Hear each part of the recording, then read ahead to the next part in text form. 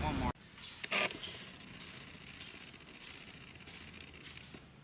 So, arm health.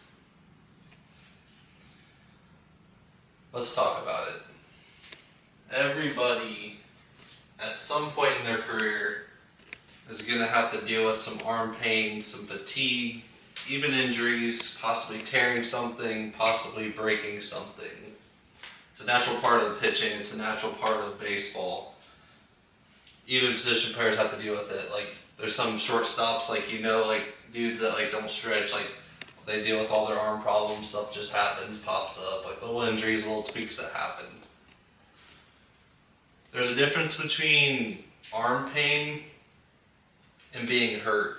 So, for the most part, you're going to be baseball, like think about it. A throwing motion is so unnatural. It's just not something that's going to work. It's just like an unnatural movement your body's doing. You're literally throwing. Your rotator cuff's moving, your shoulders moving, your scap's moving, elbow, and your wrist. Sometimes there's wrist injuries too. But there's so much unnatural movement happening when you're throwing a baseball that you're bound, something's going to pop up, something's going to tweak.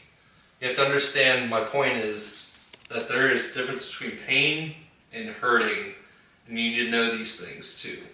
So you can help out with this pain by being stretched out and just soreness, like little tweaks and soreness that you're getting. Like, you understand too, you need pain to be able to advance too. Like in the weight room, if you're not getting sore, you're not getting really stronger because your body's just not breaking down. You have micro little tears that happen in your arm too. The same thing happens to your throwing. Now you don't want these big tears because you're going to be out. You can't handle all that stuff that happens. But arm health is a massive thing we're going to be talking about today. And also before I begin on the presentation, I want to thank everyone from the last video. In the last like 48 hours, we've got another like 130, 120 new subscribers to us. So I want to thank you for that. Please drop that subscribe and click that little button, join us and join the community of what I'm creating here. So first thing is intent. Intent's a big, big key when it comes to recovering and being able to handle the workload. You don't want to be throwing as hard as you can every single day. If you do that, you're going to break down, you're going to rip something, something's going to break. Know your days you have to work intently. You only get so many bullets. If you have to throw hard, do throw hard. You have to understand that too. But, big but, let me circle that. But, you only got so many bullets. Listen to that again. You have to throw hard, but you only have so many bullets. That's the caveat. You have to take your reps very seriously. You cannot be joking around. You cannot be playing around when you're doing these reps. Take those reps seriously. Get your 20 reps in a day. Your reps, you have to be super laser focused. Like hit a small little target on their chest. Do not be wasting a single throw, a single movement. Think every little thing that you can get out of your body for every little throw you can do. If you only got 20 of them, think about different ways you can just get little more micro movements out of you better than what you were doing the day before. If you're just going through the motions, throwing it, just getting your throwing it and going home, nothing's going to change. Your intent stayed the same. You're just going through the motions. You get the details, the little small details rolling, and then that's how you advance and get better at throwing. Even if it's curveballs, change-ups, just moving little different movements that you're analyzing in your brain. Your brain, body, and mind connection is a big thing when it comes to throwing. So, catch play gains. Understand what you're doing with your catch play. Like I already talked about, hitting them in the chest. What is your intent for the day? Are you trying to get ready for a bullpen on Wednesday when it's Monday? Are you trying to go into a game? Are you trying to do this? What are you doing for that catch play? Understand what your goal is for the day. What are you working on? Different tweaks. What's this movement you're working on for the day? Understand what you need to be working on that day, specifically for what you want to do. So 2, flat grounds versus bullpen. We're not throwing the same intent every single day to the target person. If you have a bullpen that day, your catch play is used to get you warmed up for that bullpen, get you primed for it. So we're not probably going to be long tossing on the day we're doing a bullpen. Some people like to do it, some people like to long toss before they throw in a game, but understand who you are. Flat grounds also can be used to gain velocity just like bullpens can too, if you understand how to use a flat ground in your advantage. If you're somebody that has a routine that knows how to use them, that's important too. If you want to understand how to use flat grounds to gain velocity, reach out to me and I'll understand and show you how to do that. So you need to know yourself, what you need to do to get done for the day. You need to know your feel for your pitches and the workload that you're using to get those pitches to work.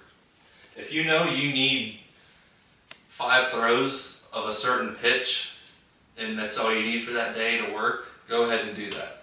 There's some dudes I know in pro ball that literally throw 1 or 2 curveballs and they're like, okay, I'm good for the day. Let's get into a game and use it. Some dudes are just, they don't even need it at all in catch play. They don't need to work on the curveball because they know how it feels. They just get their fastball and arm going, get loose, get into the game. Understand what it takes you to do. Some people need 20 pitches to get their curveball going. Understand what you need specifically to get done. So what can you get done with the least amount of intent and least amount of reps to be prepared for the most in the game is what I would say. That works the best. And then long toss versus less toss, which is 120 feet or less intent, like your intervals of throwing. So I want to talk about your long toss versus inner closer toss. So the conception that you need long toss to gain velocity is right and wrong. Technically, the further you can throw a ball, the harder you're going to throw. But the reason I'm not a big component of long toss myself specifically because of my arm slot. I'm like a 4'11" release height guy, so my ball comes off the side, so it's going to do this movement. Specifically for someone like me, it doesn't really help to long toss because my ball's going to be stinking away rather than getting back and pulling through. And to me also, long toss, what are you doing? You're changing the differences of your shoulder height, doing this to get back down that way to throw it as far as you can. So when you get back on a mound, you need to get this movement and down the slope. So you're throwing up a slope on long toss, you're throwing down on the mound. You're training different things. So that's where you see a lot of dudes that can throw 100 mile an hour in long toss, but then they get on the mound, they can't even hit 90. It's better to get this movement ready than this movement if you can, because you want results in the game rather than training for the game. And let's go over to recovery. So when it comes to recovery with your arm and the arm health, the biggest thing, you're not going to believe me, like I always say, the biggest, most important thing, listen to me please, listen when I say this, is food and your nutrition. I'm not your doctor, I'm not your parents. Listen to me on this when I say this. When you take your food, nutrition, and sleep very seriously, you will be surprised by how well your recovery works and how well everything happens with your arm. Forget bands, forget running, forget everything. If you only have one thing that you're really good at is food and nutrition, your arm will probably be in good shape. Now you can't go out and throw 100, it's not a freaking magic pill. You can't go out and throw 130 pitches and your arm's going to be great the next day. But constantly having a good food and nutrition plan day in and day out will help your body to recover in the weight room, throwing, you'll just feel way better and everything will be a lot better. So, after food and nutrition, that's why I wanted to cover that first. We got bands, running, plyos, short versus long distance running. Listen, like running, college coaches say you need it. You do and don't need it. If you can run a certain amount of miles, do it every couple of weeks or whatever to be able to continue to show your body and just be able to stress your body out to do it, to where you can control, like you don't lose the actual part of running. But you don't need long distance. It actually kind of, when you're running, you're kind of actually teaching slow twitch muscles, but pitching is a very fast twitch type of movement. So long distance can be used for cardio and building yourself to get to the mound. It can be used as a tool to last longer. You don't want to get into the routine of just slow jogging. You want to do more quick twitch, short burst sprints, kind of like 30 yards max. Something even 10-yard sprints, like doing little quick twitch movements can help with that. Honestly, I think that like knee jumps or like jumping up and hitting your like knees up to your like box jumps are actually probably more beneficial for you because they allow you to move better. But I will say long distance running can get, hear me out, like the lactic acid part of it. I do feel like that the lactic acid isn't from the running, it's from the movement of your arm moving back and forth that's causing the lactic acid to come out. So actually, if you can get onto an arm bike, that would be the best benefit for you to get your arm in shape kind of after you pitch. But you need it, but not as much as what you think that you would. Just worry way more about the freaking food and nutrition part. Also, another good thing to use is the TENS unit. It's like a shock therapy thing. If you have a TENS unit, scraping's another great thing. Even the little like bands that you hold, kind of like bands are good for internal, external rotation. And then I was thinking about the hand squeezers when I did that movement. So strengthening your hand squeeze power can also be great for recovery as well. So let's go to stretching. Should you static stretch? Should you dynamic stretch? Do not static stretch. What I mean by that, I put an X on it, is stretching across, just holding here. You're lengthening, extending, and straining the muscle at the same time. Over the head, holding it. Do not do these. Do not do that. Do not do this. What are you doing? You're lengthening, extending, and you're tensing up at the same time. When are you doing that in a throwing motion? Think. When you throw, your arm's coming back, it's here and there. It's extending, extending, extension. It's 3 different movements that's happening when you're throwing. And then you got the deceleration at the end. So if you're training your body to do all 3 of those at the same time, it's just not going to work. You're much better off doing a dynamic movement, like getting into like a somersault or something that is compound movement, like moving your T-spine, getting your arm moving like a throw. Band routines are great for that stuff. Just being able to move, like getting your hips, spine, and primed, ready to go is a much better option. You do need to get the stretching part in, like when it comes to like getting ready, but you can do this by dynamic movements, running, chop steps, high knees, jumping, like just different movements that allows your body to get into that state you need to be. And then, so the weight room. How can you use the weight room to your advantage to recover better? The weight room isn't just a place to get all out of energy and lose strength. Like, obviously you want to get stronger, but it's hard to do that during a season. But how can you use the weight room to recover better? That's the question. Your workload, it's another big key. You see the workload I underline in almost in all of these.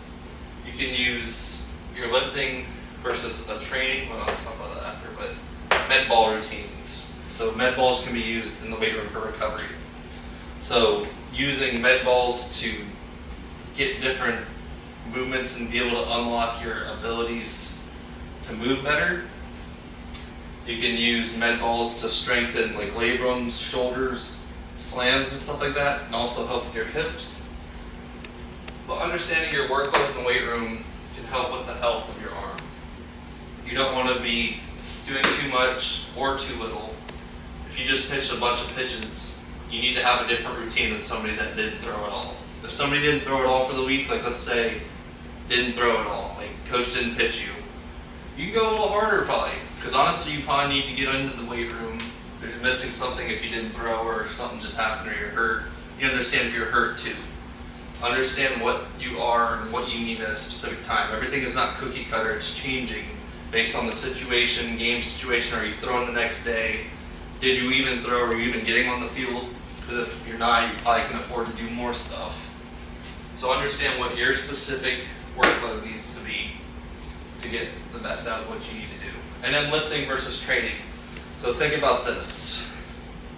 When you're in a weight room, are we lifting or training? You're training for a baseball sport. You're using it as a tool. You're not just going in there, getting a pump and getting as big as possible. You're using the weight room as a way to train for the sport, to throw as hard as you can as a baseball player. So understand the movements that you're doing in the weight room and what they're doing for your body. Don't just go in there and lift the weight. Think actively, what is this doing? Is this helping my hips move? Is this helping this movement? Is it helping here? Understand what you're lifting to help you with that. And then I'm going to go into this. Your body adapts to what you do. So many people get on to the dudes that throw like a lot of pitches in their bullpens. Pitchers that need more than 10 or less than 10. But your body adapts to what it does. Think, for example, I think it's over like other countries. They throw a lot more pitches in their bullpen. Some countries throw like 150 pitches in a bullpen, and they're fine to go out and pitch the next day. If you do something over and over again, eventually your body's going to adjust to what it's doing. That's how you hit plateaus, honestly. So when you hit a plateau, it's because your body adjusts to what you're doing, the stimulus you're giving it. So same thing happens in recovery. If you're able to consistently do the same thing over and over and over again, until you hit about like 140 or 150 innings pitched on the mound, your body is probably okay to go, especially for pro guys. If you've trained enough, your body adapts to what it does, kind of. So whatever you do, like let's say you lift 6 days a week. There's some dudes like Aroldis Chapman that can lift 6 days, 7 days a week during season because he trained himself. His body's adapted to doing it and handling the workload. So let's go into tissue quality and impingements. These are things that limitations that your body has based on what you can move like in your mobility. So you need to understand your body, like I said with all these. So understand what is it that your body is missing or needs to do. So we're not just going into a weight room and just doing med ball slam, med ball slam, med ball slam, same movement, same type of movement as somebody else or a little Jimmy that needs to get stronger. Understand what your body needs. If you aren't good at getting the movement here, you need to get a drill that can help you with your hips to get that going, to help you get more movement. You don't need to be building your bicep if you are already a big freaking dude that's already strong. Maybe you need more mobility or something that will help you get into a better range of motion. Understand the tissue quality and impingements. If you work with me specifically, I can show you different tests you can do to get into impingements, even from like squatting or different things you can try to do to see what is going on. Just angles of how your arms can get or how deep your layback can get. There's little impingements everywhere. Everybody has impingements, including big leaguers, but they know how to use their body correctly to not either adapt or use what they have. So strength, mobility, wear and tear. Those are all big key components of the impingement part. And even little injuries that you've had over time, you need to know if you have like some spinal problem. Maybe you can't get into that position because of something you already had predetermined. You have a broken spine, so your body can't get into that position. So you need to be able to compensate and change your mechanics possibly to still throw as hard as you possibly can. So you understand the impingements that you have as a pitcher. And some guys can train, and some guys will need rest. Not everyone's the same with all that, like I already talked about before. So, this is just a little breakdown of arm health. Hope you guys really enjoyed this. I don't know if you call it garage presentation. You call it what you want, but hopefully you really enjoyed it. If you want to work with me again, drop a comment. We can work together. If you want help with your arm health and getting in better shape with your arm, like I said, it's a natural thing. It happens to everyone. But understanding what is wrong with your arm or what you need to do, even the mechanical piece that is causing you to throw bad or incorrectly can be corrected. But you need somebody that knows what they're doing. If you would like to work with me on that, reach out to me. I'd be more than welcome to look into that stuff. Please like, share, and comment on this video.